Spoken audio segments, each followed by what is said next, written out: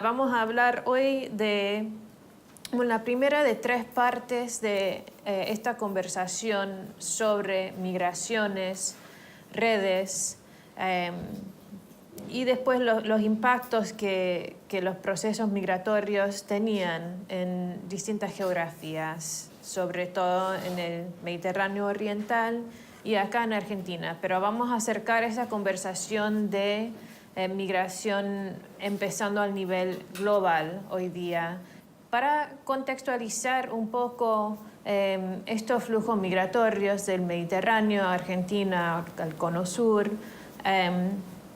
en una visión más grande de un mundo en flujo, un mundo en movimiento a partir de mediados del siglo XIX. Así que primer día, como dice acá, contexto histórico, el Mahjar, o sea, la diáspora de gente del Mediterráneo Oriental. Mahjar es la palabra en árabe, que básicamente significa todas las tierras y la gente de la diáspora. Mahjar es una palabra a la vez geográfica y habla de personas, o sea, las regiones y las poblaciones de la diáspora. Así que el Mahjar del siglo XIX a los principios del XX. Y yo sé, algunos de ustedes no tenían los artículos para hoy día, hasta hoy día, así que vamos a hablar un poco de las lecciones para hoy día, pero también hablar un poco de dar una introducción a los temas principales de las lecciones para que puedan tener todo este contexto en cuenta para leerlos después, y después lo podemos hablar un poco el miércoles también. Estas son las tres y vamos a pasar por este orden, hablando primero de Norris, después Hatter y Fahrentold.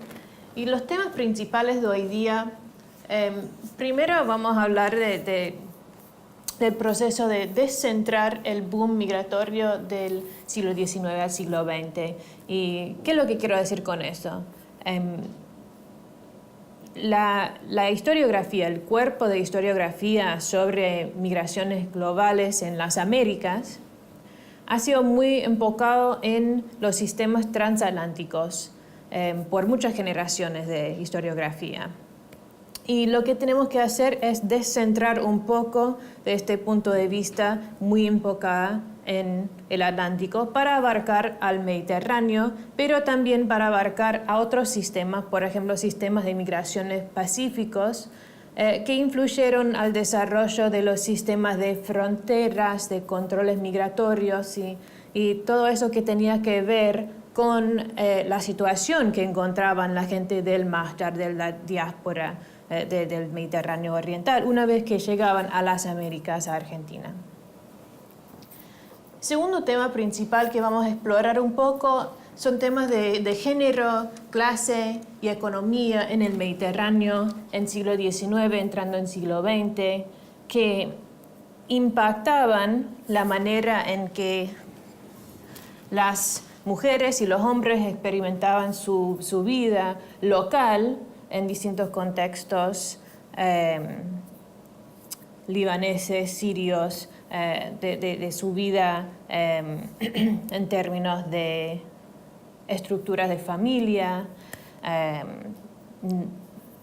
ideas de género, y cómo estos tenían intersecciones con no solamente cómo funcionaban las economías locales, pero cómo estas economías locales del Mediterráneo se insertaban en ese momento en procesos globales del capitalismo, de industria textil y cosas así. Ese es como el segundo tema. Y el primer tema va más o menos con la lección de Norris sobre migrantes de Belén otomano. El segundo va más o menos con la lección de Hatter, que se trata de género, clase y industria de seda en Montelíbano en siglo XIX.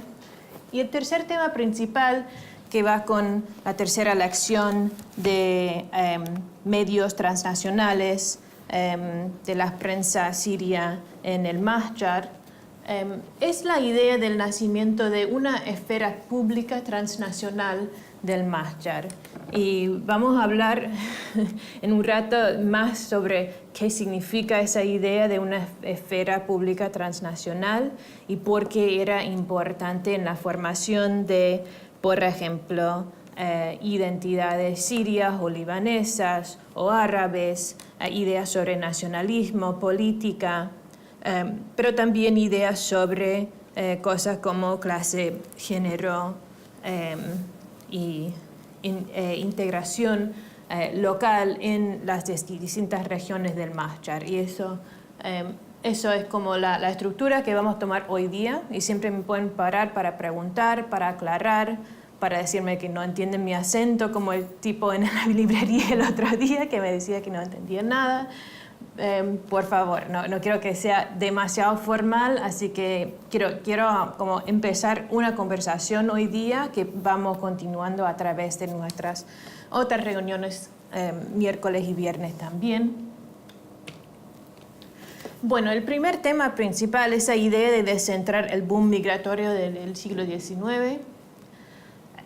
Este mapa representa como la concepción típica tradicional de los flujos migratorios desde el Mediterráneo oriental hacia las Américas, hacia los puertos principales de Nueva York, Sao Paulo y Buenos Aires, y saliendo de distintos puertos en el Mediterráneo oriental. Esta es como la visión que ha guiado mucha historiografía y como narrativas no historiográficas, pero como que salen de comunidades diaspóricas, que salen de instituciones, asociaciones de heritaje, asociaciones voluntarias que producen sus propias historias de migración, de memoria.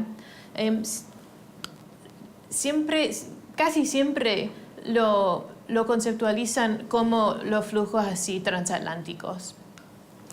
Y una de las cosas que hace, por ejemplo, la primera lección de hoy día, Jacob Norris, es hablar de otros flujos migratorios, de otros circuitos, digamos, que eran también parte de estas migraciones que salían del Mediterráneo oriental. Por ejemplo, las lecciones de hoy hablan de los circuitos pacíficos de migraciones del Mediterráneo oriental y da ejemplos de conexiones entre el Mediterráneo oriental y Australia y el sudeste de Asia, Filipinas y unos otros lugares.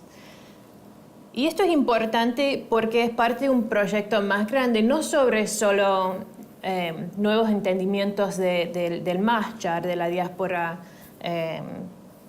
del Mediterráneo, pero también es importante pensar en términos de la globalización y procesos globales de migración a partir de mediados del siglo XIX en general. O sea, no conceptualizar el boom migratorio de unos 53 millones de personas entre 1850 más o menos y 1930 como un fenómeno atlántico, que aunque sepamos que no era un fenómeno solamente atlántico, todavía la mayoría de la historiografía lo enfoca en esa zona. En realidad, tantas migraciones pasaban en circuitos regionales en el Pacífico y circuitos interregionales asiáticos, por ejemplo, entre China, Japón, Manchuria y por ahí durante estos mismos años. Y de hecho,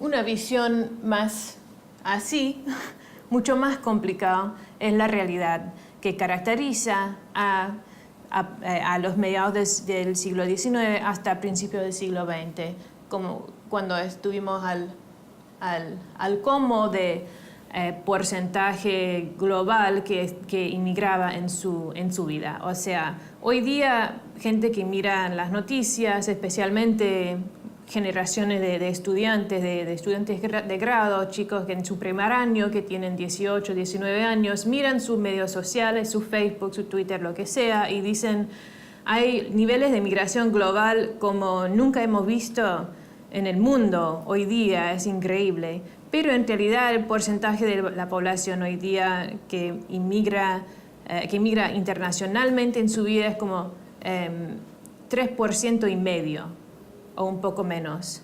En esa época estamos hablando de unos 12% de la población global, o sea, ni acercamos el porcentaje. Obviamente en términos de los números es un número más alto hoy día, pero en términos de porcentajes de la población global es un porcentaje mucho más bajo, porque obviamente la población es muchísimo más grande hoy día que en esa época.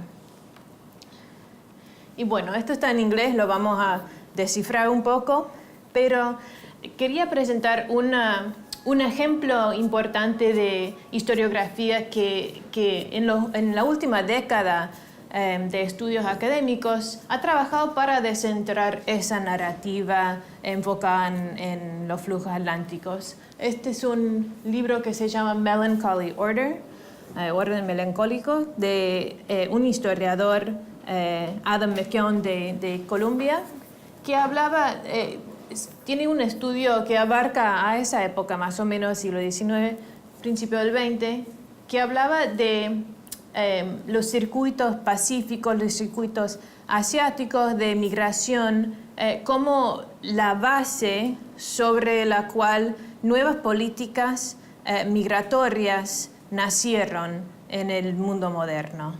Dice acá, the push for increased border control and identity documentation is the continuation of more than 150 years of globalization. O sea, la idea de que la globalización no es nada nuevo del momento, son procesos globales que hayan estado desarrollando por más que un siglo y medio.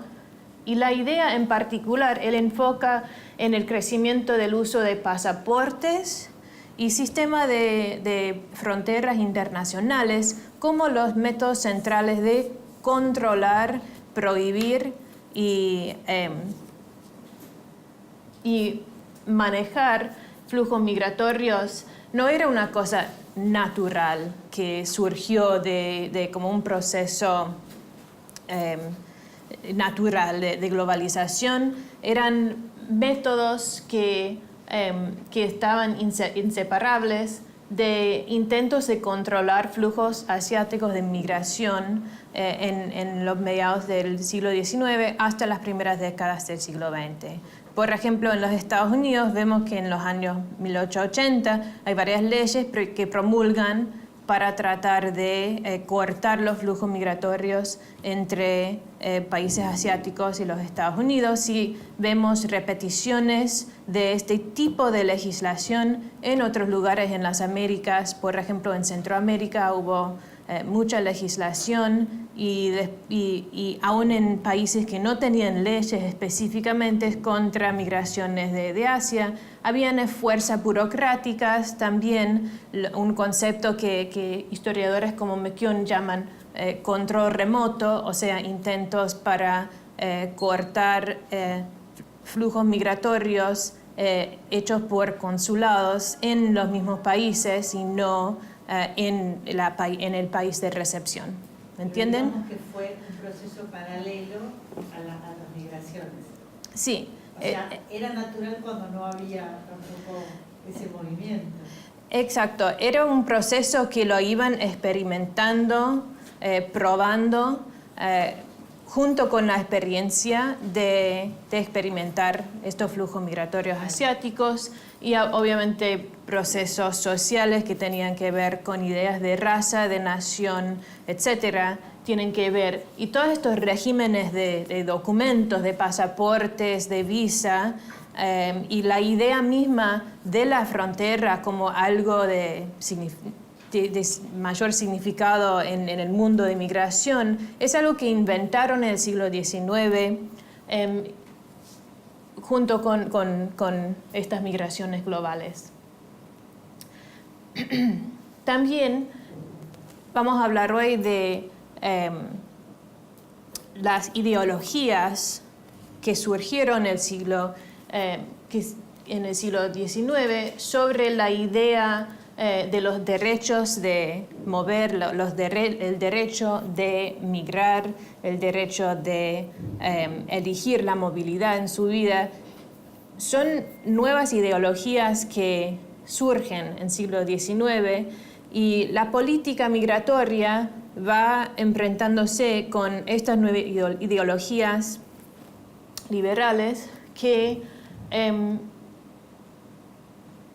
al principio no iban muy en contra del los sistemas migratorios globales o políticas migratorias, porque las fronteras no eran muy fuertemente controladas. O sea, la idea de la frontera como un sitio de importancia en el control de migración y en la definición de un Estado, de una nación, es una idea nueva que vemos en la misma época en que va surgiendo estas migraciones del Mediterráneo Oriental, en las cuales vamos a enfocar para el resto de la semana.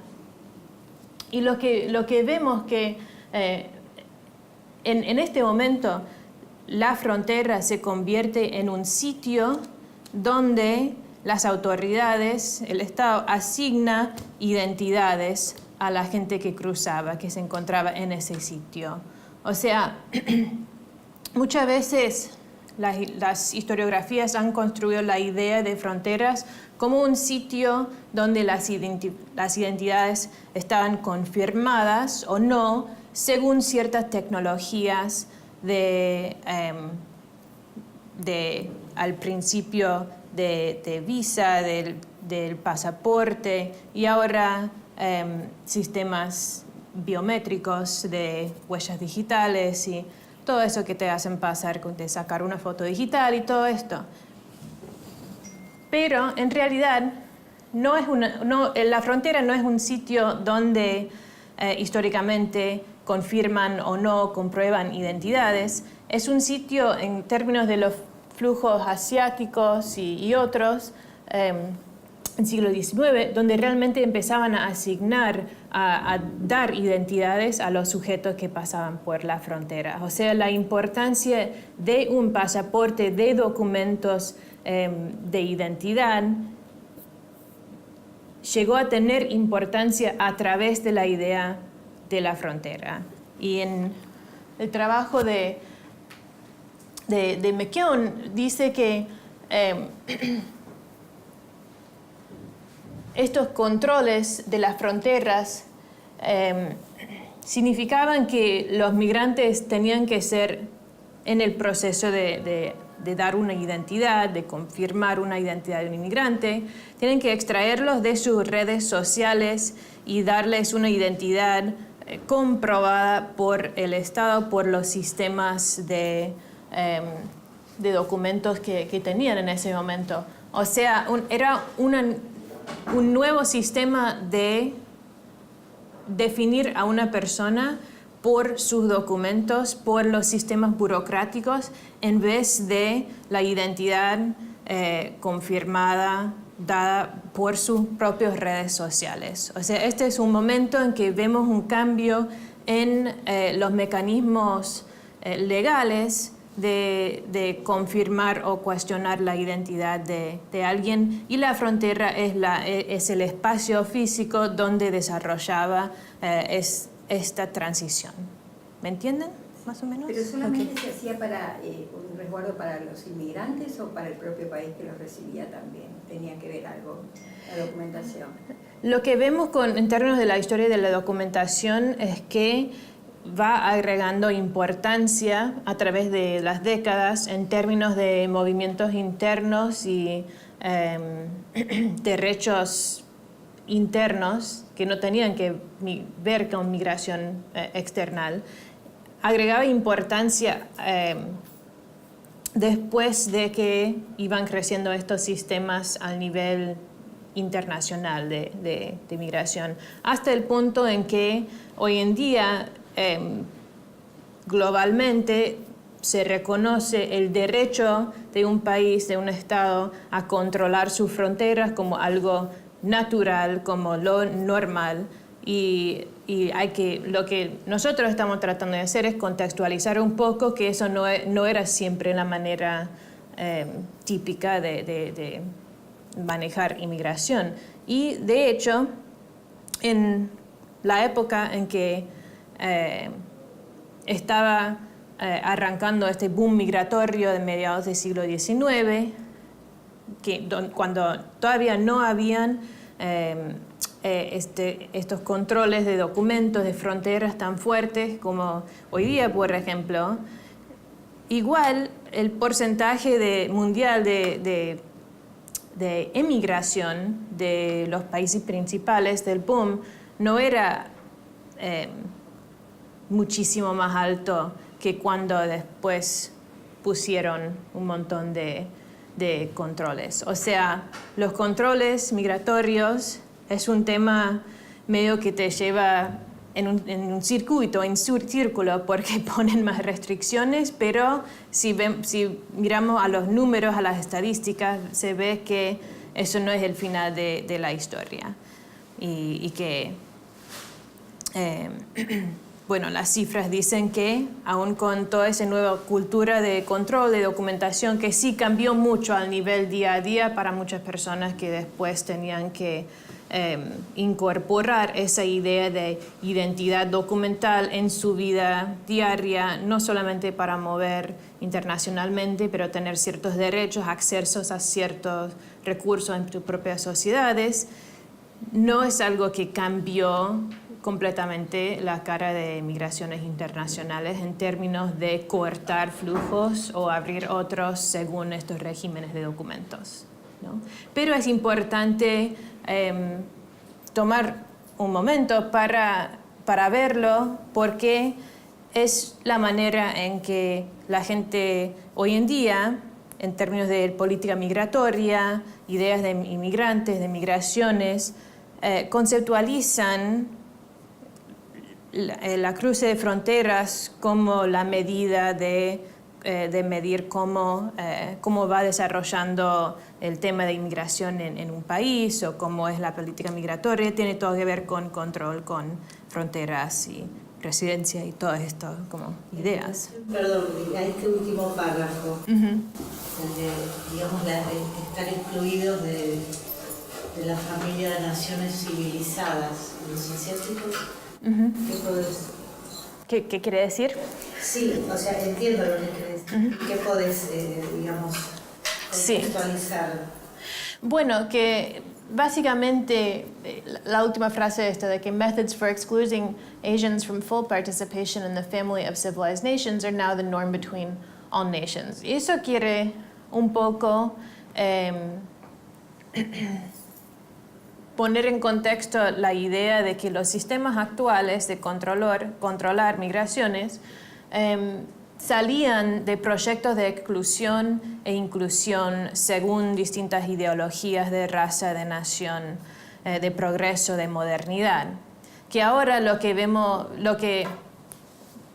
hay el riesgo de ver sistemas actuales como neutrales, como cosas naturales que surgían de procesos globales, realmente están basados en estos sistemas muy particulares de exclusión que podemos ver que sobre todo tienen que ver con la idea de circuitos pacíficos. O sea, aunque tengamos en la historiografía y en los discursos como populares de memorias de la edad del boom migratorio, esté muy enfocado en el Atlántico, el sistema en sí que conocemos hoy día y que da forma a los procesos políticos legales de migraciones a partir de mediados del siglo XIX, surge de procesos pacíficos, surge de procesos asiáticos de migración. O sea, eso es parte del primer tema de enfoque hoy, no de descentrar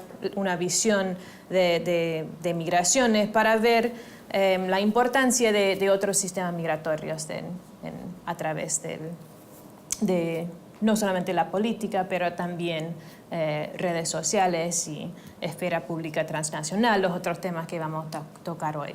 Pero, ¿bien?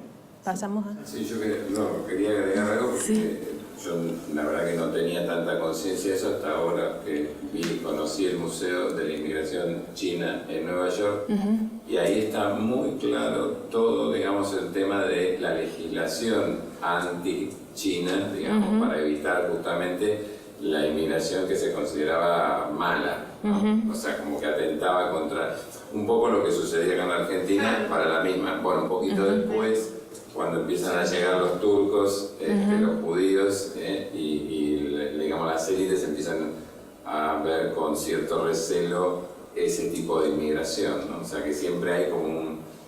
yo hasta que no vi el museo ese de inmigración china no tuve clara conciencia que en realidad, porque el año pasado hicimos una muestra sobre la inmigración japonesa y ahí como que vi, digamos, todo más en carne propia el prejuicio, digamos, contra el asiático, ¿no? Sí. Tenía porque englobaba chinos, japoneses o podía englobar a los Medio Oriente, que en realidad digamos, no sería más parecido al europeo que al chino, pero sin embargo estaba todo englobado dentro de eso que se consideraban las migraciones exóticas o las razas exóticas, como se las llamaban en esa época, ¿no?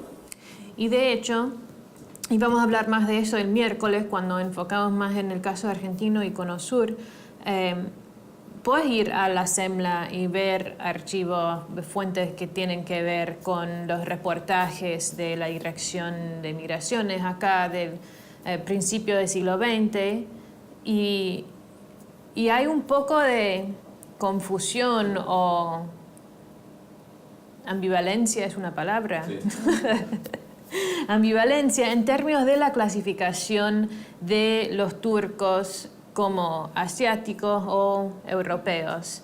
Por ejemplo, en 1912 sale un mapa en su memoria anual del Directorio de Inmigración que dice orígenes de flujos migratorios de Argentina y es un mapa de Europa y cuando llegas a Turquía corta Turquía en el medio por el río del Bósforo, el Bosphorus.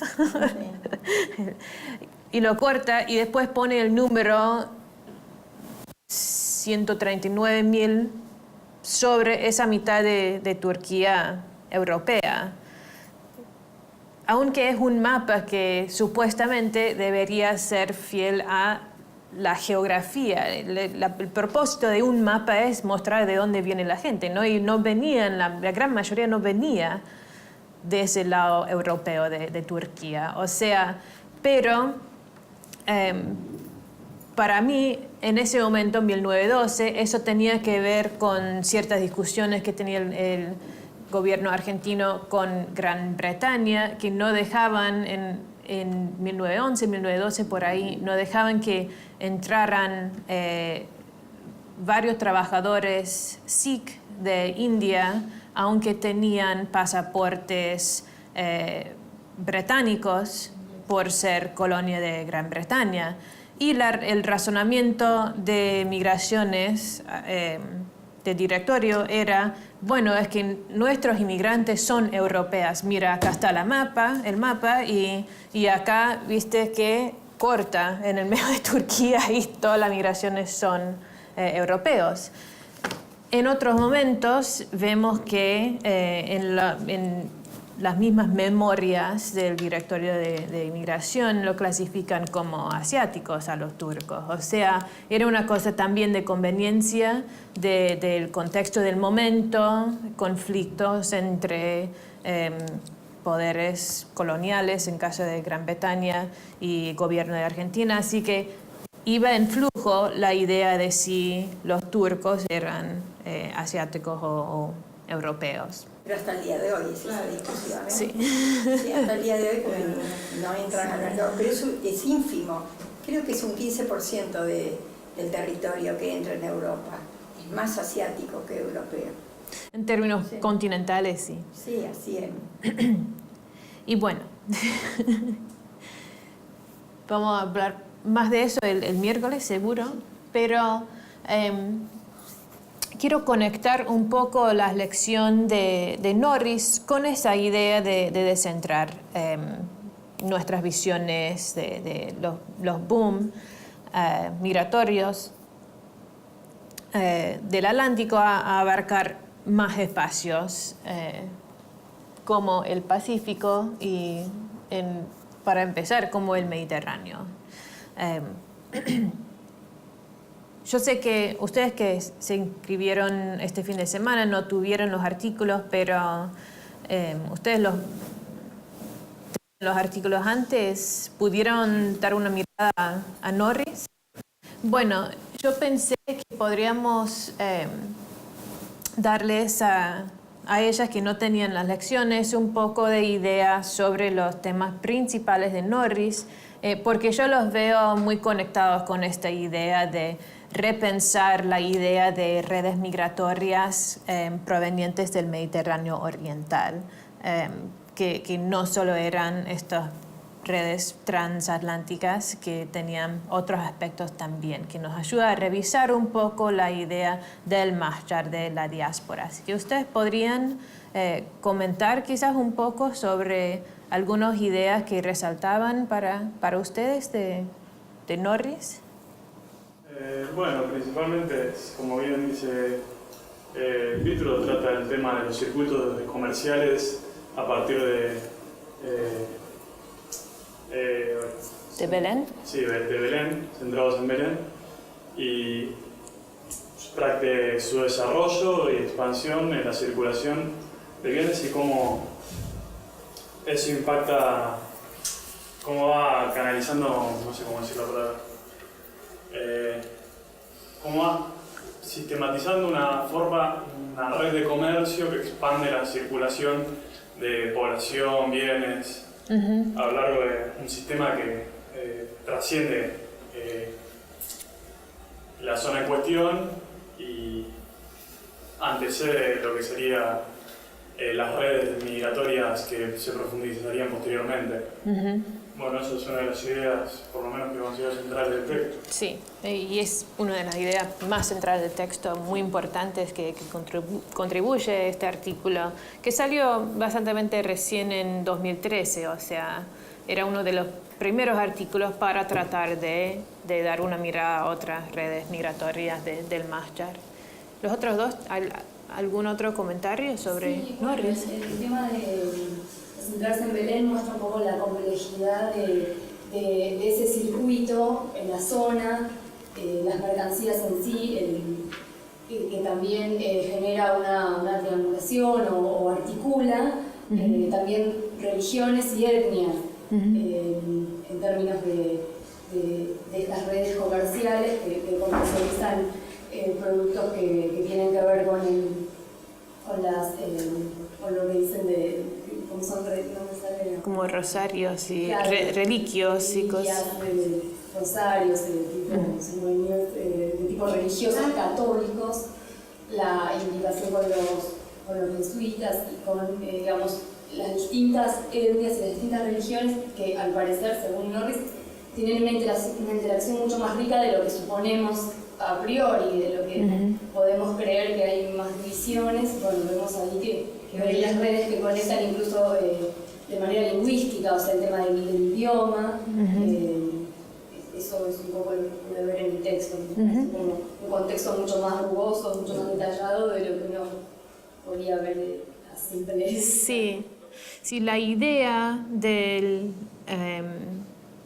bueno, en las fuentes del archivo, como de la prensa, cosas de la colectividad, acá en Argentina, que yo he trabajado en mi trabajo de campo, mencionan mucho la idea de la memoria de gente que vendían cosas de manera ambulante, mercancías, pero existe una falta de literatura acerca de tras de esta mitología, de esas memorias populares, de la idea del mercachifle o en en Brasil o Mascachi,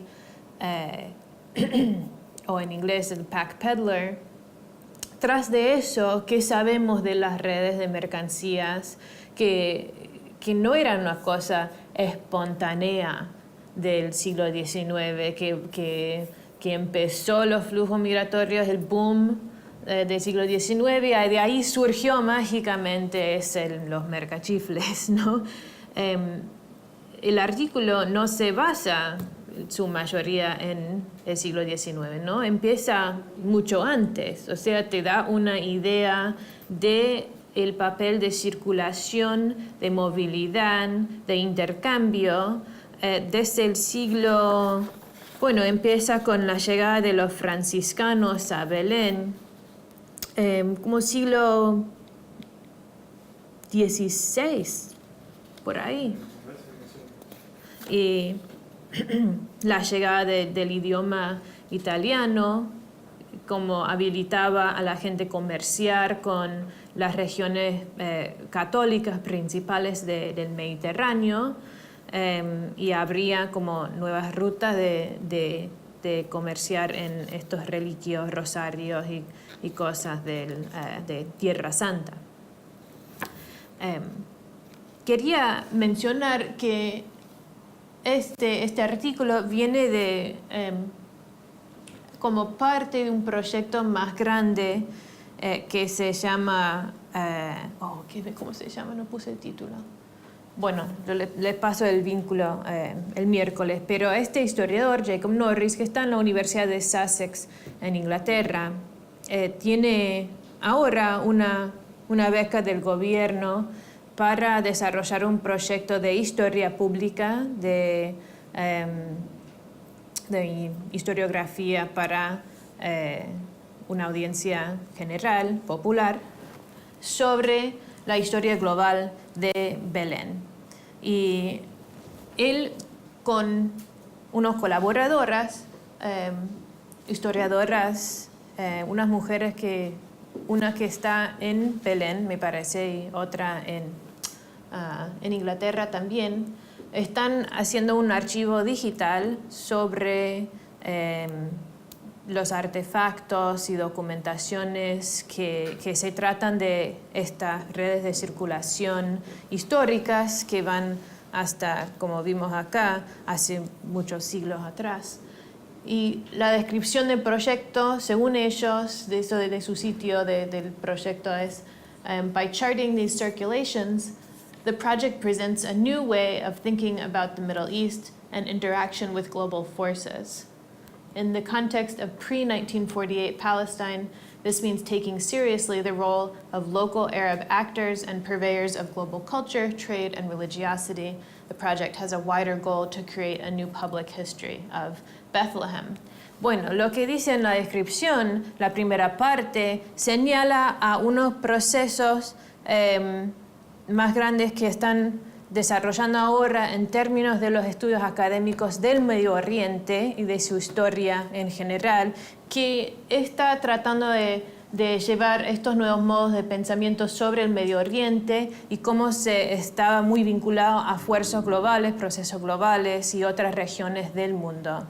Y es un movimiento de estudios del Medio Oriente que llega a ese campo académico un poco más tarde que a otras regiones del mundo y sus campos académicos, en términos de los historiadores y sociólogos y gente de ciencia política que estudia, por ejemplo, la región de América Latina.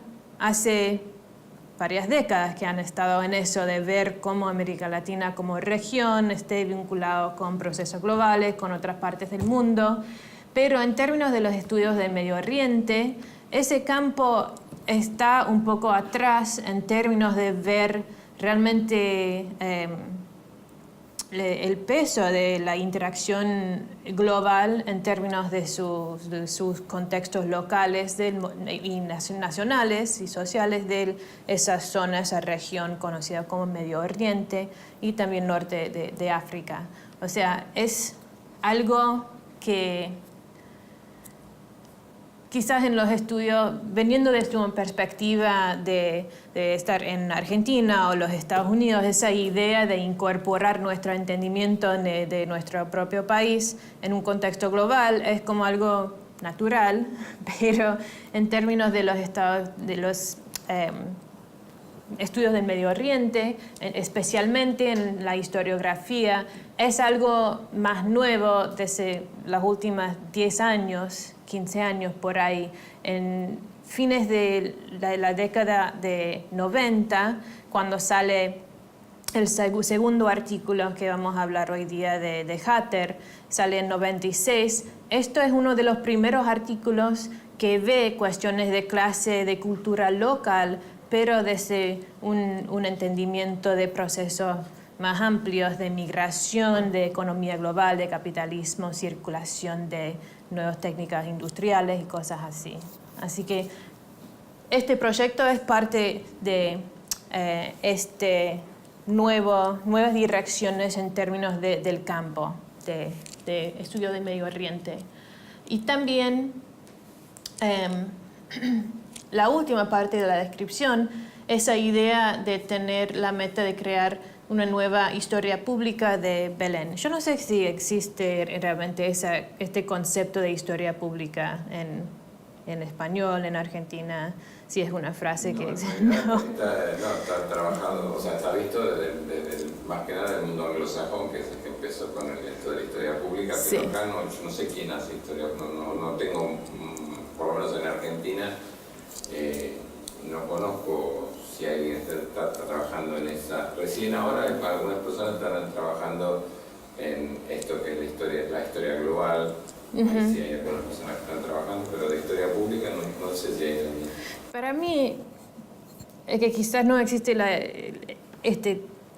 terminología en sí, no está tan común en América Latina, porque para mí, y yo no sé, yo soy historiadora, estudio distintos países de Latinoamérica, enseño sobre ellos, pero no sé, no soy la última autoridad, pero para mí la socialización de acceso a información sobre el pasado es históricamente hasta un nivel más alto en contextos latinoamericanos en comparación a los Estados Unidos, por ejemplo, que ahora estamos tratando de renovar nuestra idea de crear una historia pública, como la idea de que antes la historia era algo privado de la academia, pero hacer el acceso a la historia más presente en la vida diaria para un público popular,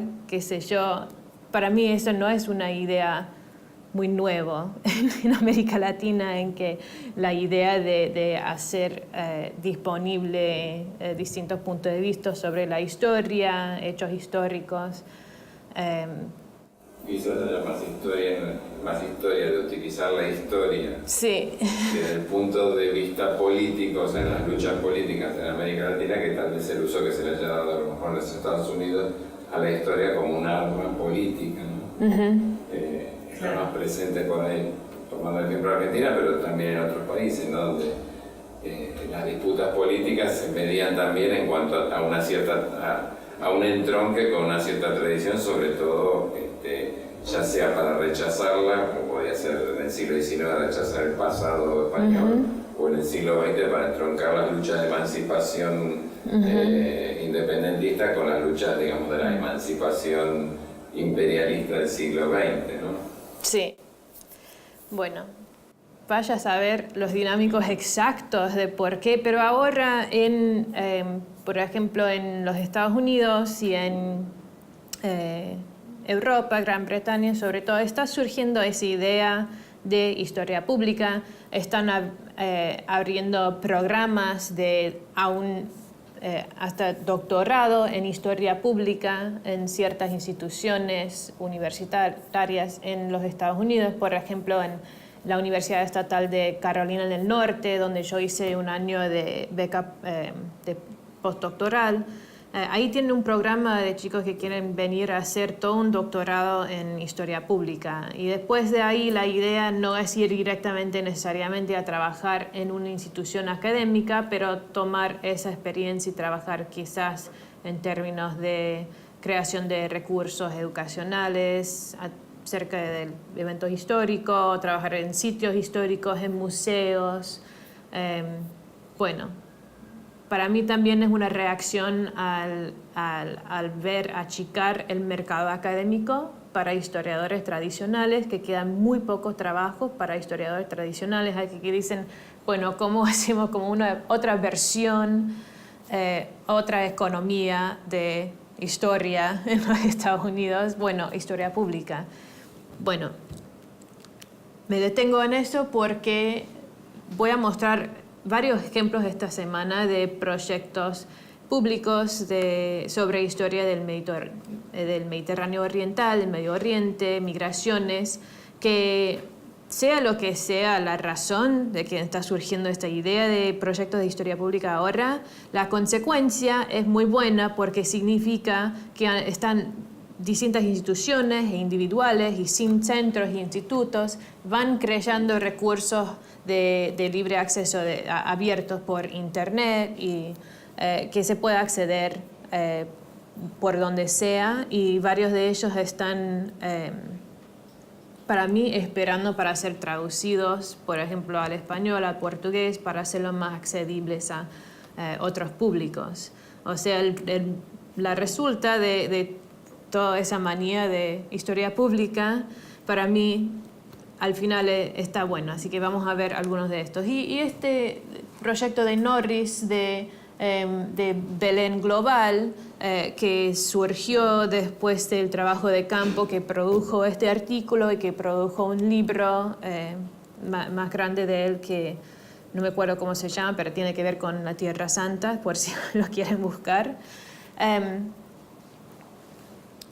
Que si produce un archivo digital de estos artefactos, de documentos, también hace un importante trabajo de preservar, de conservar estas cosas y socializar el acceso a estos recursos también. Y trabajando con ustedes, algunos que tienen estos vínculos con el Museo de la Inmigración, supongo que estos son temas de que se tienen que tratar día a día en términos de pensar la misión del museo, no solamente como para presentar, pero para preservar físicamente aspectos de la historia de inmigración, en este caso en Argentina.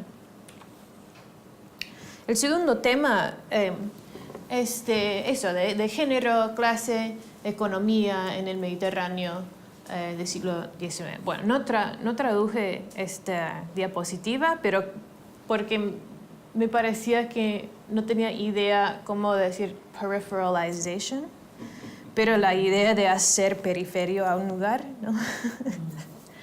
de peripheralization del Medio Oriente, del Medio Oriente en el siglo XIX en términos de las economías capitalistas. Bueno, vamos a detener en esto un momento, aunque para ser honesta no es como mi aspecto favorito en términos de la historia de las migraciones, del crecimiento del capitalismo global. No es, yo prefiero como los detalles sociales y culturales, más que pensar en el capitalismo global. No me pica interés tanto, pero es bien importante en entender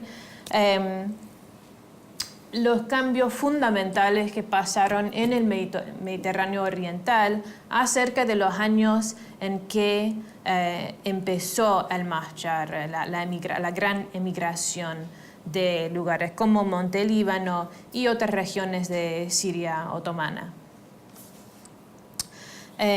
Durante esa época, mediados del siglo XIX, vemos el crecimiento de la industria global de textiles, en particular de seda, nueva demanda para fuentes de seda, para industrias europeas de ropa. eso venía junto con nuevas ideas de consumerismo, ¿es una palabra? Consumismo. Voy inventando, no pasa nada, se entiende, ¿no? Nuevas ideologías acerca de consumismo que surgieron en el siglo XIX junto con estas ideas de derechos que hablamos antes, el derecho de ser móvil, el derecho de emigrar. También en este mismo momento van creando nuevas industrias que van cultivando nueva clase media y va como dando un empuje a una cultura de desear ciertas comodidades materiales, ciertos tipos de ropa, por ejemplo, siendo como un símbolo muy importante de ellos. Por ejemplo, una industria de algodón muy fuerte crece en Egipto, pero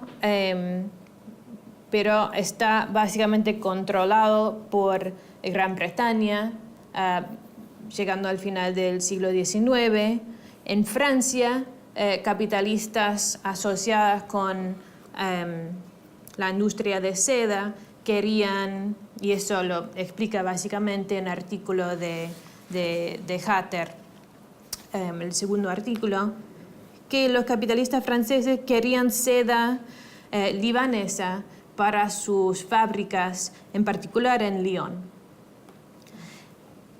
Y se dan cuenta rápidamente también que pueden producir esta seda mucho más barato en Líbano, en las fábricas que tienen trabajadoras, mujeres libanesas, que les puedan pagar menos y obligarlas a trabajar más horas y todo eso. Es más eficiente económicamente para las capitalistas, para la industria creciente de seda en Francia. Así que lo que vemos salir de esta como confluencia de factores industriales, culturales, de cultura de consumismo, nuevos deseos materiales de una nueva clase media, es el peripheralization of the Middle East in the 19th century capitalist economy, que hace dos cosas principales. Crea nuevos sistemas, nuevas oportunidades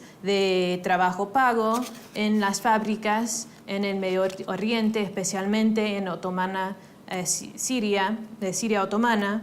En particular, este artículo de Hatter para hoy día enfoca en el Monte Líbano como un case study, ¿no? Y estas nuevas oportunidades, todas que giran alrededor de la producción de telas y de hilos para ropas destinadas para mercados europeos, sobre todo. Y la segunda cosa muy importante es que, como dije acá, encouragement of fluid mobile labor.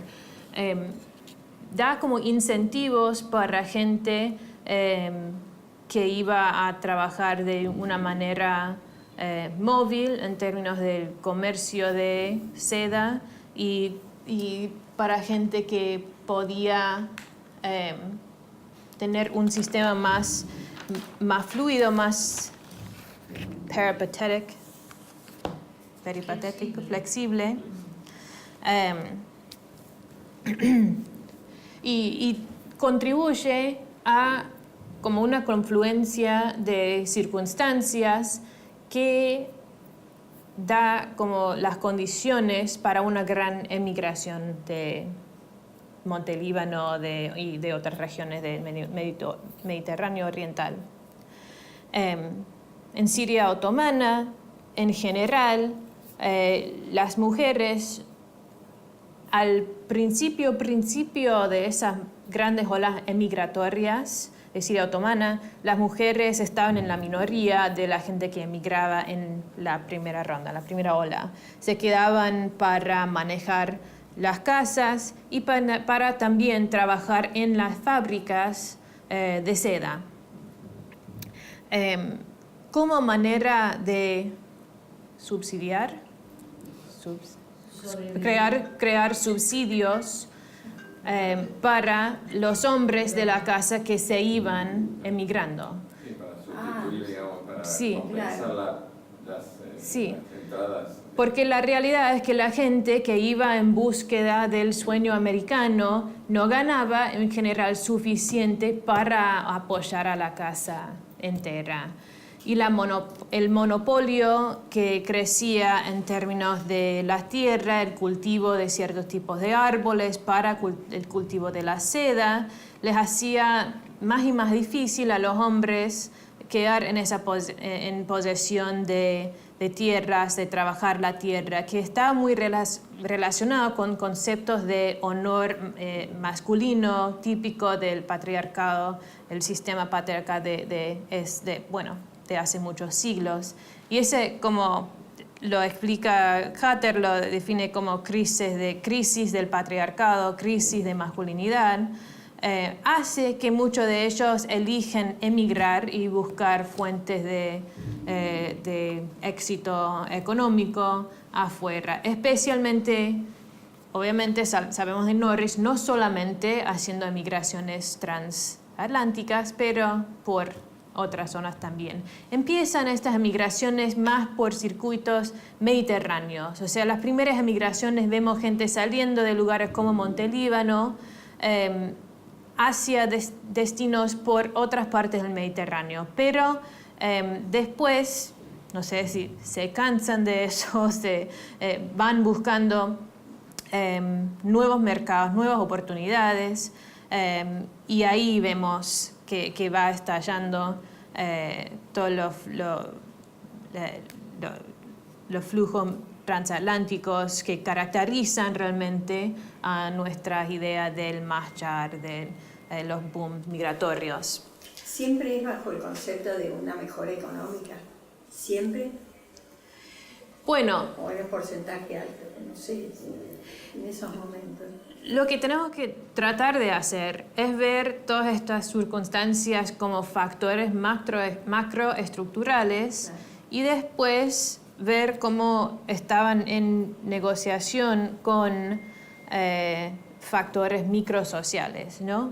O sea, podemos decir, estos son los grandes factores que influían la manera en que iba para abajo varias economías, especialmente llegando al final del siglo XIX. Esta gran economía de seda viene muy por abajo, principalmente por varios desastres naturales que destrozan varios años de la cosecha de seda, pero también salen otras fuentes de seda en Asia Oriental, en China y en Japón, por ejemplo, que son más baratos, son más grandes y abren estos nuevos circuitos comerciales de seda y de hilo de seda.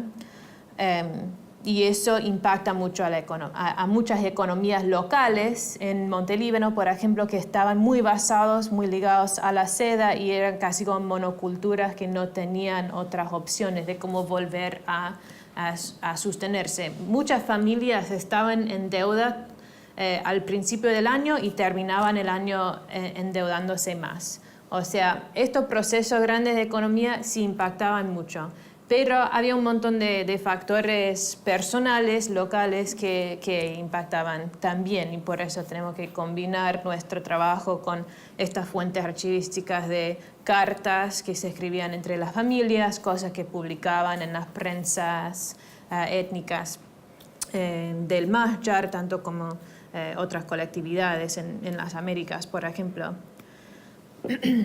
Pero lo que es muy importante para mí sacar de esta dinámica es el hecho de que esa primera generación, sobre todo de hombres que estaban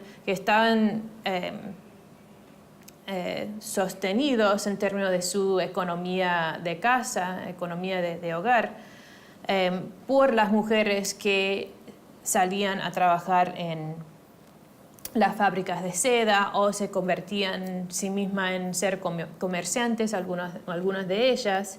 Ellas, aun si geográficamente, físicamente no estaban en el Mahjar, en la diáspora, como concebimos de la diáspora del Mahjar, estaban participando en el Mahjar en términos de los dinámicos económicos que definían a la circulación de bienes, de ideologías de género, porque que crea también este dinámico es que las mujeres se quedan, llegan a tener como distintas costumbres de trabajar, de ganar sus propios sueldos, de apoyar a la familia, de tener el marido muy lejos, crea que, como en las palabras de Hatter, otra crisis del patriarcado, crisis de masculinidad, que van cambiando los conceptos de qué significa ser una mujer en Montelíbano al final del siglo XIX. Es algo distinto que a los mediados del siglo XIX. Y más distinto aún cuando las mujeres en las segunda y tercera olas de migración del Mediterráneo Oriental hacia, por ejemplo, las Américas, y después vuelven y traen con ellos ciertas costumbres de moda, de comida, de estilos de vida, y eso va impactando a los lugares locales. Pero las mujeres, en términos de la historiografía del Mahjar, de la diáspora del Mediterráneo Oriental, históricamente no han figurado mucho en las historias, porque la mitología es que era esta ola de hombres que venían con sus mercancías en búsqueda del sueño americano, a Nueva York, tanto como a Buenos Aires, Rosario, Salta, Jujuy, etc. Y después venían las mujeres, y en punto.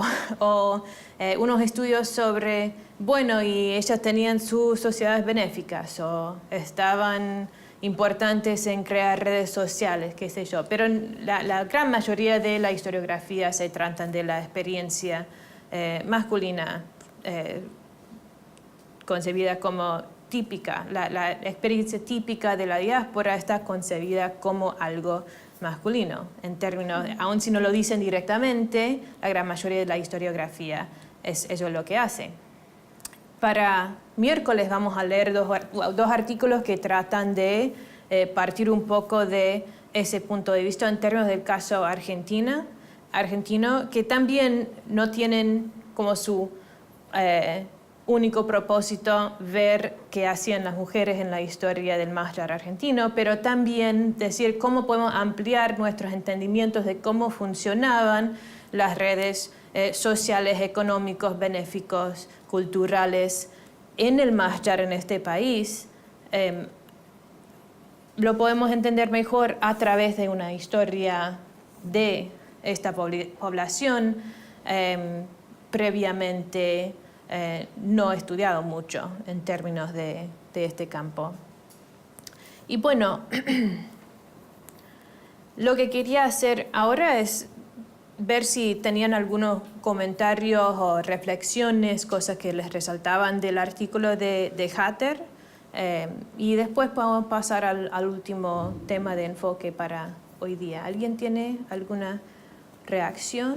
Sí, me interesó bastante este artículo porque no solo por el contenido, sino por el tratamiento de los temas. Es una forma de integrar diferentes cuestiones, desde elementos macroeconómicos hasta historia local, y por lo menos veo bien analizado y coherente ese hilo que va desde cómo el desarrollo industrial y la integración con la economía europea condiciona la forma vivencial de los actores locales. Y cómo eso después condiciona posteriormente la inmigración también.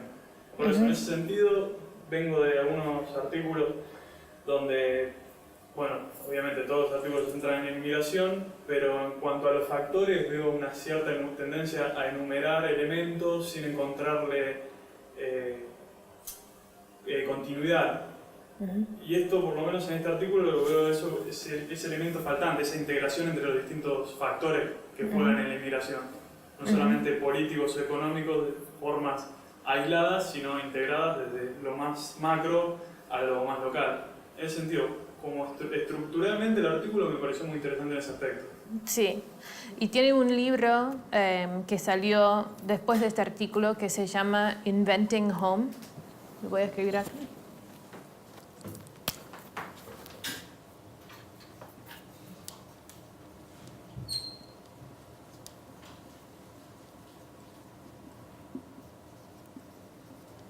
Creo que salió en 2001. Y este libro realmente revolucionó al campo de estudios migratorios del Medio Oriente. Este tipo es ahora el editor del International Journal of Middle East Studies, que es como una de las publicaciones académicas más grandes sobre estudios del Medio Oriente. Pero al principio hubo bastante resistencia a las ideas que ponía, por ejemplo, este artículo, que algunas de estas resistencias venía del hecho de que él explica, para mí convence muy bien a su audiencia que habían estos factores macroestructurales que tenían que ver con la economía, la industria, la inserción de lugares muy remotos de Montelíbano en estas economías del Mediterráneo y del europeo y después a un nivel global, y que eso impactaba mucho y que causaba en muchos casos la emigración de mucha gente. O sea, esto no es como el mito típico, la mitología típica de por qué venía gente del Mediterráneo oriental. O sea, conceptos populares o memorias populares sobre la gran emigración de esa época previamente habían sido basados más, por ejemplo, en conflictos interétnicos o sectarios saliendo de la guerra civil de 1870 y que tenía que ver con estas rupturas y violencias, que la gente iba huyendo buscando otras oportunidades, buscando estas tierras americanas para empezar de nuevo. Y en su libro, tanto en el artículo, pero aún más en el libro, Hatter dice que, casi no menciona como conflictos así violentos, étnicos, religiosos, como las razones principales para la gran emigración de lugares como Montelíbano. Y fue un cambio dramático, partiendo de la tesis común de que, estas son las razones dramáticas que pasaron y, se fueron. Y que son memorias muy vivas en las ideas populares. No sé si trabajando con... Claro, la mayoría de la historiografía habla de como factor de expulsión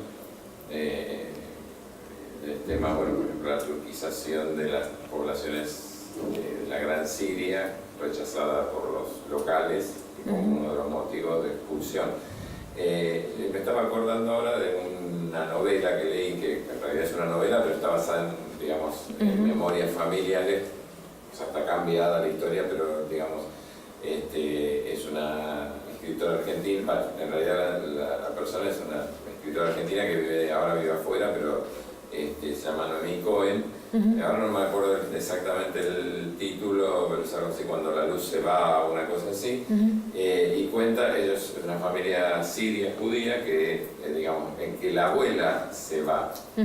La abuela de ella, la que se va de Siria justamente después de estar, en el caso de ella, la abuela no trabajaba en ninguna industria, sino que trabajaba en en el pequeño trabajo de agricultura y quizás algún tipo de comercio, pero sí cuenta un poco, el proceso, ¿no es cierto?, de cambio de lo que era lo que podría haber sido la perspectiva de vida de una mujer en el lugar de origen y el cambio que se da cuando viene acá a la Argentina en un poco poniéndose en el rol, digamos, de colaborar con ese marido que al que no conoce hasta que llega acá, casada ya por poder o no recuerdo bien cómo es el proceso, y que se pone, digamos, a trabajar en el negocio familiar, más allá de criar los hijos y todo lo demás.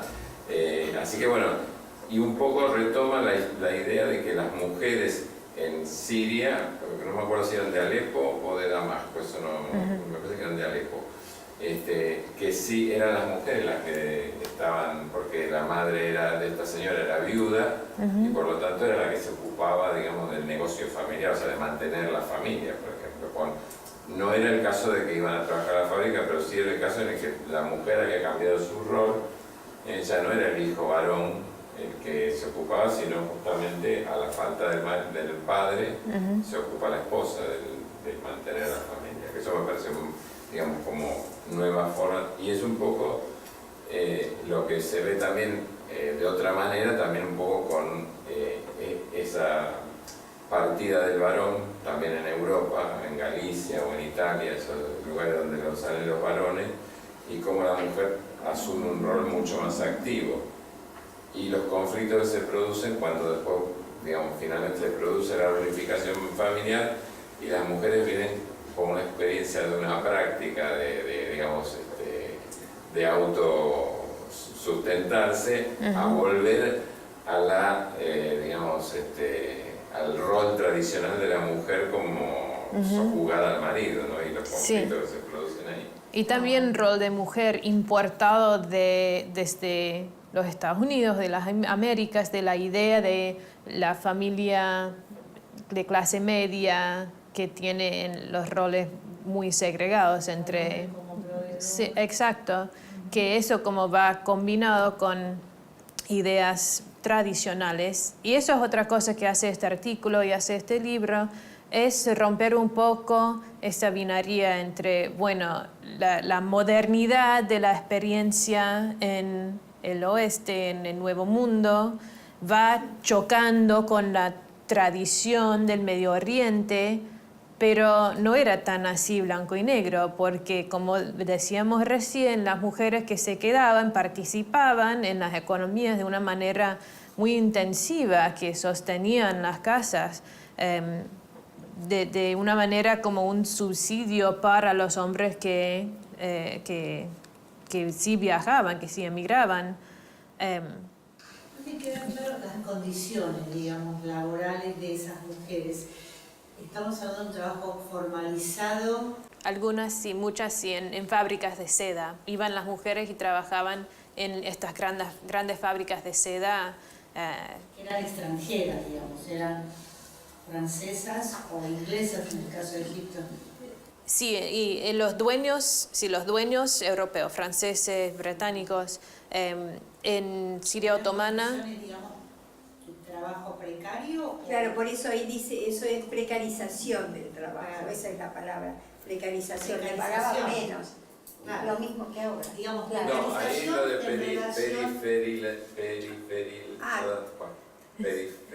no me sale la palabra. La periferia. Claro, es como que la periferia digamos, de lo que se ha constituido como el núcleo central del capitalismo, que sería Europa, Estados Unidos, digamos. Marginaliza al Medio Oriente. Esas zonas han quedado periféricas, pero están integrándose también, ¿no? Sí. Pero en términos de las ganancias del sistema global, se marginalizaban más con... como mano de obra barata, digamos, de alguna manera. ¿No? Y podían pagar menos a las mujeres, que era una de las razones principales que exportaban las fábricas a Montelíbano y otros lugares al principio. Sí, donde además no había tradición digamos, en Europa, hacia finales del siglo XIX, ya había un movimiento obrero bastante organizado, con una ideología muy clara, que presionaba obviamente mucho.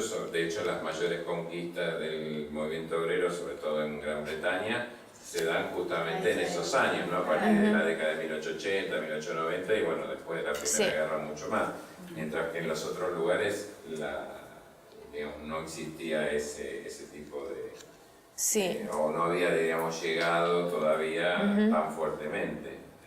O como pasaba, no sé, a lo mejor pongo el ejemplo de la Argentina, pero un poco también en Estados Unidos, que con la inmigración europea llegaban también las ideas anarquistas, las ideas socialistas, sindicalismo, el comunismo, sí, o las prácticas sindicales que quizás en Medio Oriente no existían todavía en ese formato. Pero el hecho, digamos, de no convocar al sector masculino, ¿no? A los hombres, no sé, le está dando un indicio como que eran condiciones, vos lo dijiste, creo que para el hombre eran bastante, digamos, como indignas. Chocaba con conceptos del patriarcado tradicional, de rol tradicional del hombre, que era trabajar la tierra, que estaba muy entrelazado esta idea de tener tierra y trabajar la tierra con tener su potencia masculina de ser un hombre libanés o,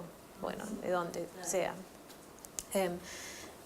Quería preguntar si había algún estudio más global de la región con estas perspectivas de género que tiene el texto en cuanto a... Como más allá de Montelíbano. Sí, más amplio. Si hay o si no es normal que haya. Si él es novedoso en cuanto a ese estudio. Hay más estudios que salieron después de ese libro de 2001 que toman en cuenta no solamente el papel de mujeres, pero género más ampliamente. Que, por ejemplo, la autora del tercer artículo de Farenthold tiene otro artículo, es la única historiadora del Medio Oriente con este apellido, así que la encontrás fácil. Tiene otro, pero que se trata de temas de masculinidad y no directamente como el centro de su estudio. Y ella tiene un libro que sale ahora, dentro del año que viene, por ahí con Oxford University Press, que se trata mucho de la masculinidad. De hecho, ese historiador era el director de tesis de ella, así que estaban muy relacionados los temas.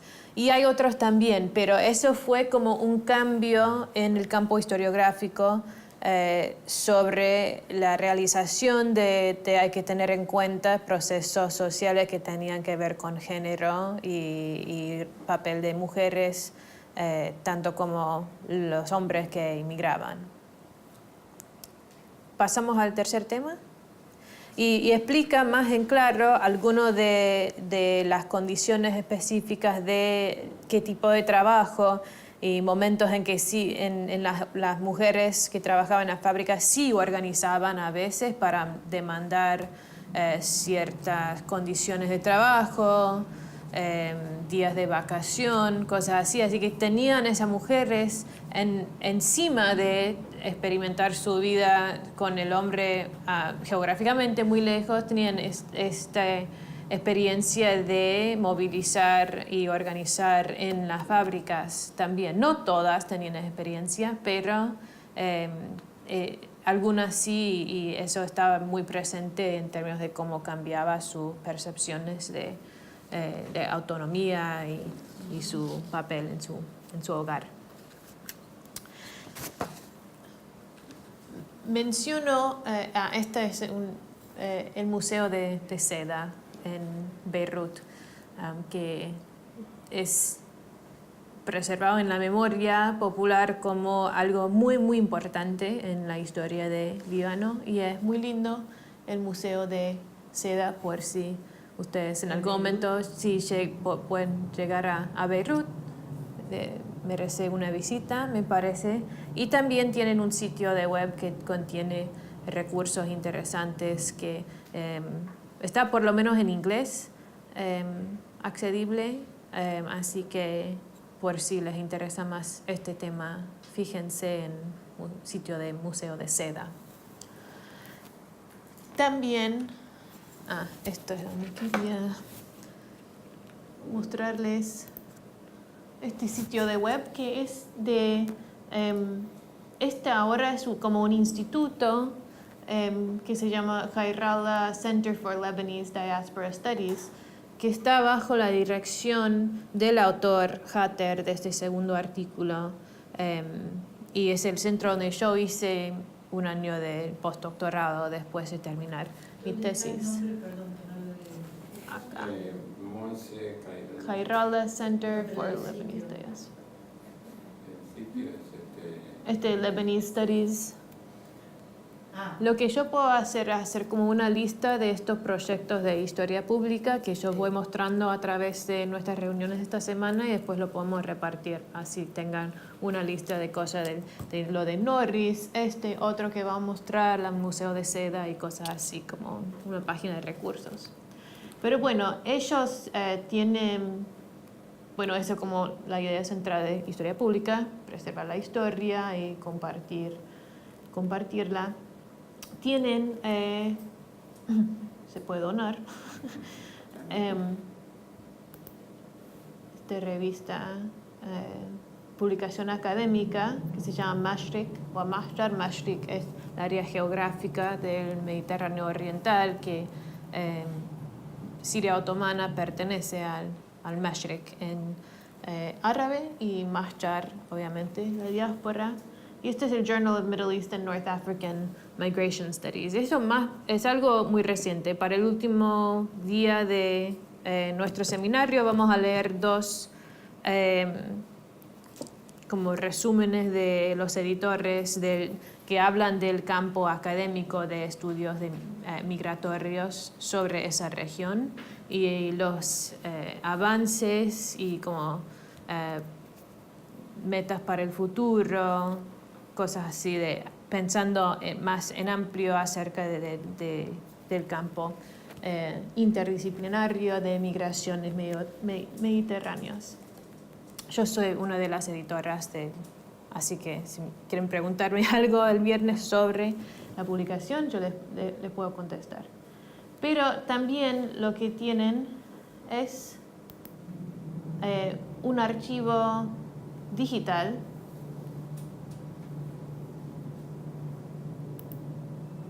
que tienen miles y miles y miles de cosas disponibles ahí. Por ejemplo,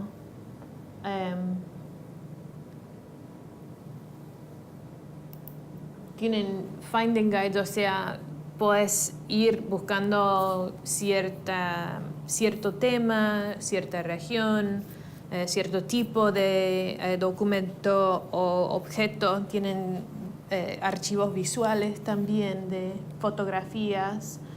Tienen libros enteros.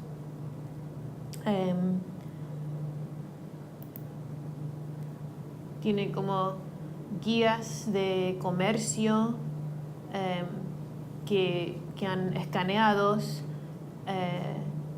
y tienen información sobre los autores, derechos, formatos, etc. Y después se puede accederlo directamente ahí en el sitio. Así que es un proyecto de historia pública muy útil en que va abriendo acceso a todas estas cosas. Esto es una guía de comercio de 1908-1909 de los Estados Unidos, de sirios, libaneses, todo que sean del Mashriq aparecían en esta guía. Y el miércoles vamos a hablar más de este tipo de guía comercial, guía social, que creo que ustedes para el museo están trabajando con alguno de estos como fuentes para entender mejor la demografía de la diáspora. Yo trabajo mucho con estos tipos de fuentes en mis propios trabajos, pero esto es un ejemplo de las miles de cosas, y viste, son bilingües y tienen nombres, direcciones, etc. Así que procesar estos datos de distintas maneras nos puede dar unas visiones muy interesantes de ciertos aspectos de demografía, movilidades dentro de la diáspora. Pero es, como dije, un ejemplo de las miles y miles de cosas que están disponibles a través de este proyecto, de este instituto. Así que fíjense si les interesa saber algo más. No, te he preguntado todavía, al final, la de 42 ya está online, ¿las otras ya están o todavía no? Están hechas, pero no las hemos abiertas porque son cosas como del formato final. Porque acá los chicos no va a venir bien. No, yo igual puedo compartir las versiones no publicadas, pero que son como documentos de Excel para poder más fácilmente buscar un nombre o un lugar en vez de buscarlo físicamente en la guía. Eso sí estaría bueno para ellos, porque así pueden completar el mapa que hicieron del barrio de San Cristóbal. Sí, como está básicamente hecho a partir de las guías comerciales, está estructurado el desarrollo evolutivo de asentamiento comercial de los inmigrantes árabes en el barrio. Sí, algo que yo hice es un mapa interactivo que tiene todos los datos de las 3 guías de comercio que yo tengo de 17, 27 y 42. Y lo puse todo junto en un mapa codificados por color, y después puedes como hacer clic en un punto y te da el nombre, apellido, tipo de comercio, dirección exacta y todo, y puedes manipularlo para ver como Argentina a escala grande o enfocar en un barrio como San Cristóbal. Y el miércoles podemos jugar un poco con el programa ese que se llama Carto. Bueno, quiero hablar un poco del tercer tema central, esta idea de la esfera pública transnacional en el Mahjar. Y vamos a pasar un poco menos tiempo hablando de este tema, porque también está muy relacionado a lo que vamos a hablar el miércoles en términos del caso argentino, pero lo pongo hoy día solo como para una introducción y para verlo como conectado con este proceso de capitalismo global y economías coloniales que confluyeron para empujar estas nuevas movilidades que salían del Mashriq. En términos de esa idea de la esfera pública transnacional, es la idea central de la tercera lección, del tercer artículo para hoy día de esa historiadora Stacey Fahrenthold, que es historiadora del Medio Oriente y migraciones en los Estados Unidos. Y ella elige como la base de su estudio la prensa que salió del Mahjar al finales del siglo XIX y especialmente al principio del siglo XX. Y en particular enfoca, y ella tiene un libro que está por salir que enfoca más que todo sobre la Primera Guerra Mundial, y eso como un momento clave en la historia del Mahjar en términos de ideologías de identidades, nacionalismos, políticas para estas regiones en flujo al momento del Imperio Otomano que se desintegraba. Y la gente en la diáspora tenía un papel muy importante en términos de la formulación de nuevas ideas, de qué significa ser sirio o árabe o libanés, o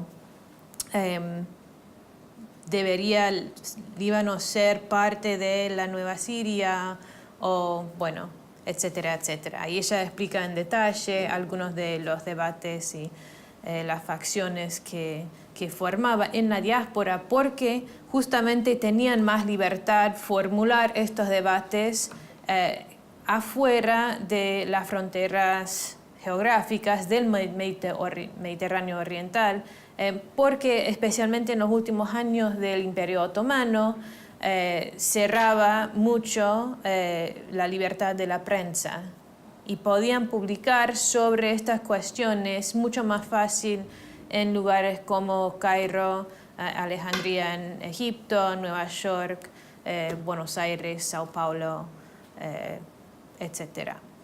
Los tres como núcleos de la prensa del Mahjar son Nueva York, Sao Paulo y Buenos Aires en las Américas, y son los núcleos más importantes de la diáspora, incluso los circuitos pacíficos. O sea, en términos a la escala global, estos son los 3 lugares más importantes para la prensa. Y había un montón de circulación entre esos puntos geográficos, físico, circulación física de periodistas que iban físicamente transitando entre lugares en las Américas, y también circulación de ideas y circulación de los periódicos, las revistas en sí, los iban mandando a todos estos lugares, estos puntos a través de todo el hemisferio americano. Básicamente había como esta circulación. Y quería ver si primero les resaltaba algo de este artículo, que es como el primer artículo que leímos que realmente menciona a Argentina de una manera más sustancial que una línea en los otros, y que ya era algo muy conocido, esta idea de una esfera pública transnacional, o es algo nuevo para tener un entendimiento mejor yo de a dónde estamos empezando. No, sí, me ha tocado leer estas conexiones a través de la prensa a escala transnacional, pero por lo menos este artículo, en cuanto a novedad, me ha dado información sobre esas relaciones más concretas de ese ida y vuelta entre los diferentes centros donde se concentran acá, como vos mencionás, las diferentes ciudades. Por eso el tema no me es nuevo, pero por lo menos lo veo mejor desarrollado esas conexiones a nivel transnacional a partir de esta lectura. Lo interesante quizás es cómo enfocan en la cuestión de la Primera Guerra Mundial y todo lo que de allí puede salir. Se centra un punto específico, un punto de conflicto a nivel global, y cómo en ese punto de conflicto va a abordar toda la cuestión de identidad y de nación, los sujetos. Sí. Y aunque se llama la Primera Guerra Mundial, ella como resalta las maneras en que no hemos tomado en cuenta las dimensiones realmente globales de las poblaciones del Mediterráneo Oriental, que impactaban a ciertas ideologías y movimientos políticos que salían de las circunstancias de la Primera Guerra Mundial. O sea, está tratando de realmente cumplir con ver esa guerra mundialmente, en vez de decir era una guerra mundial y bueno, pero no incluso todas estas regiones diaspóricas y sus contribuciones, las gestiones que tenían lugar ahí. Un enfoque inverso que incluye a todos estos emigrados o expulsados de regiones.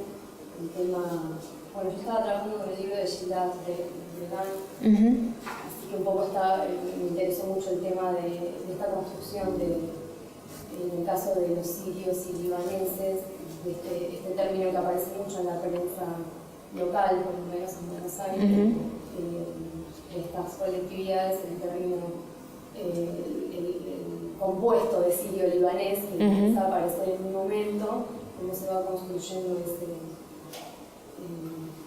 esas identidades de acuerdo a los, digamos, a los contextos políticos de cada, y a lo que adscriba por ahí cada periódico, o cuál sea su línea de pensamiento en torno a lo que está sucediendo en sus lugares de origen.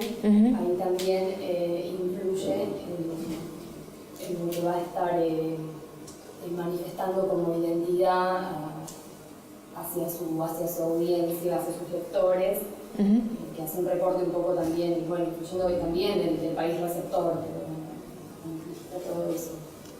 Sí. Y este artículo era uno de los primeros trabajos académicos que tomaba esa idea de una esfera pública que abarcaba a territorios más amplios que como el contorno geopolítico, geográfico del Mediterráneo Oriental, del Medio Oriente, del mundo árabe, llevarlas afuera, no solamente a Europa, que otros trabajos habían visto cómo los emigrantes, por ejemplo, en Cairo, en Alejandría, que fueron expulsados por sus actividades políticas o periodísticas de lugares como Beirut, Alepo, Damasco, que después residían en el norte de África, participaban de esa allí. Este artículo fue uno de los primeros para extender la idea de esa esfera pública hacia el Atlántico, cruzando el Atlántico hasta las Américas. Que antes la idea de ese transnational public sphere estaba más limitado a la idea de famosos escritores, productores culturales como Gibran Khalil Gibran o Amin Rihani, otros famosos poetas, escritores, artistas del Mahshar, en organizaciones culturales como el Pen League de Nueva York o la Unión Andalucía, algo así se llamaba en Sao Paulo, y creo que en Buenos Aires tenía uno también que ya se me estaba escapando el nombre, pero como ligas literarias de escritores. Pero, y no es decir que estas ligas literarias no tenían ninguna relación política con los sucesos del momento, pero trabajos como esto de Farenthold dice, tenemos que ver esta idea de esfera pública en otros ámbitos del Mahshar, por ejemplo la prensa, y por ejemplo el miércoles en mi trabajo yo voy a decir también en la beneficencia y campañas transnacionales de caridad, de beneficencia, por ejemplo. O sea, eso fue otro como giro en el momento del campo académico sobre estos estudios migratorios. Fue ampliar nuestra visión de qué es el espacio público y cómo obedece o no las fronteras políticas geográficas. El último proyecto de historia pública que les quería mostrar es uno que abarca este tema, sí, a través de estas ligas literarias y producción cultural, pero que tiene mucho que ver con esta idea de la expansión de la esfera pública, de política, arte, etcétera, en el Mahshar. Y esto se trata especialmente de mujeres escritoras en el Mahshar.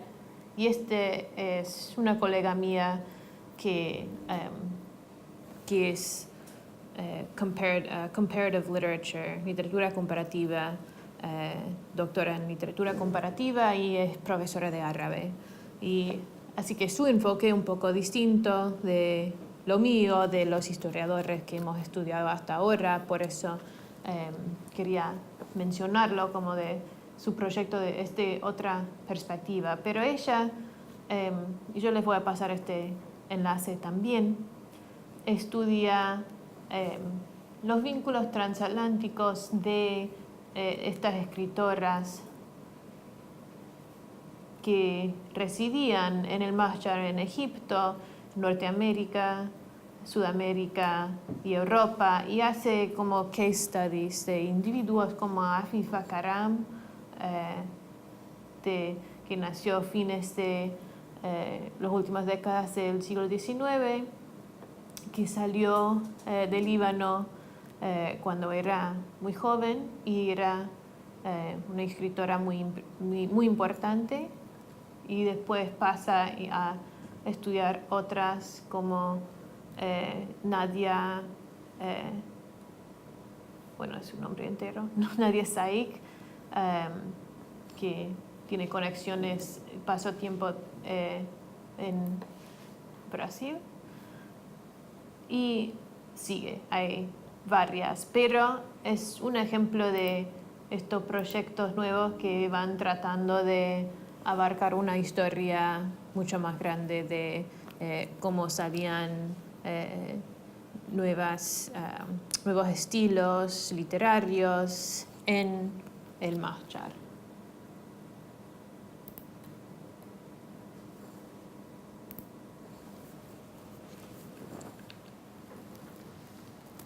Lo que vamos a hablar en la segunda mitad de nuestra conversación sobre la idea de la esfera pública transnacional, que sobre todo el miércoles vamos a enfocar un poco en eso con el artículo mío sobre beneficencia en Argentina, la práctica de beneficencia, es la combinación entre las prácticas de movilidades, cómo la gente formaba esa esfera pública. No es nada que surgió espontáneamente y naturalmente entre estos lugares tan remotos uno del otro. Estaba basado en prácticas concretas de movilidad física y otro tipo de circulaciones de gente, de cosas, de ideas, de bienes. Así que vamos a combinar una discusión de redes locales de movilidad con esta idea de la esfera pública. Y una de las cosas que quiero que vieran o que ven cuando tengan un momento para leer las lecciones de hoy día, son estas conexiones temáticas entre Farrington, Norris y Katter, en particular el papel de la movilidad y circulación de bienes, de ideas, y que eso no fue nada nuevo que surgió del boom migratorio. Eso estaba a la base de cómo funcionaban las economías locales mucho antes. Por ejemplo, la economía de Belén estaba muy ligada a la circulación de personas, empezando, empieza con los, ¿cómo se dice? Crusades. Crusades, la guerra entre los cristianos. Las cruzadas. Complicada la palabra, no. El artículo de Norris empieza con la idea de la mezcla de culturas y las migraciones a partir de las cruzadas. O sea, esto también en términos del gran proyecto de descentrar la idea del boom migratorio, de no ser solamente un fenómeno atlántico, también no verlo como un fenómeno que surgió de la nada en el siglo XIX, pero ver toda esa historia en el Medio Oriente, una historia posibilitada por una gran historia de migraciones y circulaciones que cambió de unas maneras fundamentales durante el boom del siglo XIX, pero que estaba construida sobre ciertas condiciones preexistentes que tenían que ver con las movilidades y circulaciones que después forman el tema central de las otras lecciones, de la creación de una esfera pública